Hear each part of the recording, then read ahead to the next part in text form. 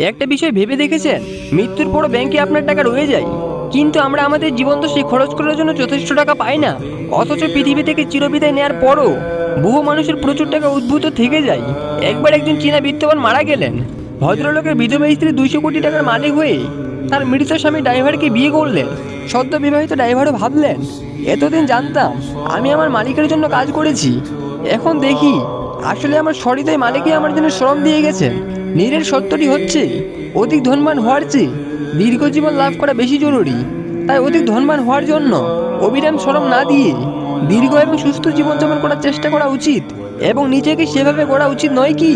আমাদের জীবনের নানা ঘটনাতেই এই সত্যটি মর্মে মর্মে উপলব্ধি করা যায়।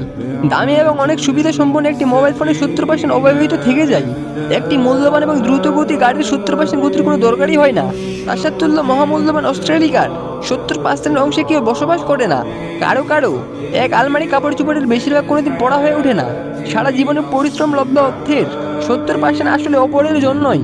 আপনার জমানো অর্থ যাদের জন্য রেখে যাবেন, বছরে একবার আপনার কবরে যেয়ে প্রার্থনা করার সময় হবে না তাদের। এমনকি বেঁচে থাকতে আপনার অর্থের প্রাচুর্য বেড়ে ওঠা মানুষগুলো আপনাকে বৃদ্ধাশ্রমে ছুড়ে আসতে পারে। তাই বেঁচে থাকতে 100% সুরক্ষা এবং পূর্ণ সদ্য ব্যবহার করাই শ্রেয়। তাই কি করণীয়? অসুস্থ না হলে মেডিকেলে চেক আপ করুন। অতিরিক্ত দুশ্চিন্তা করবেন না। মানুষকে ক্ষমা করে দিন। রাগ পুষে রাখবেন না। মনে রাখবেন, কি হয় আপনার রাগকে বা রকচকা মানুষকে পছন্দ করে না। আড়ালে আপনাকে রকচকা পাগলা বলে। পিপাসার্ত না হলেও পানি পান করুন। সিদ্ধান্তটি সঠিক জেনেও কখনো কখনো ছেড়ে দিতে হয়, ছাড় দিতে হয়। যতই বয়স হোক আর যতই ব্যস্ত থাকুন না কেন, জীবন সঙ্গীকে মাঝে মাঝে নিরিবিলিতে কথা নিয়ে হাত ধরে হাঁটুন। হোটেলে খাওয়াতে না পারলে বাদাম বা ঝালমুড়ি খান, আর তাকে বুঝতে দিন সে আপনার সবচেয়ে আপন, কারণ আপনার সবসময় দুঃসময় সে আপনার পাশে থাকে।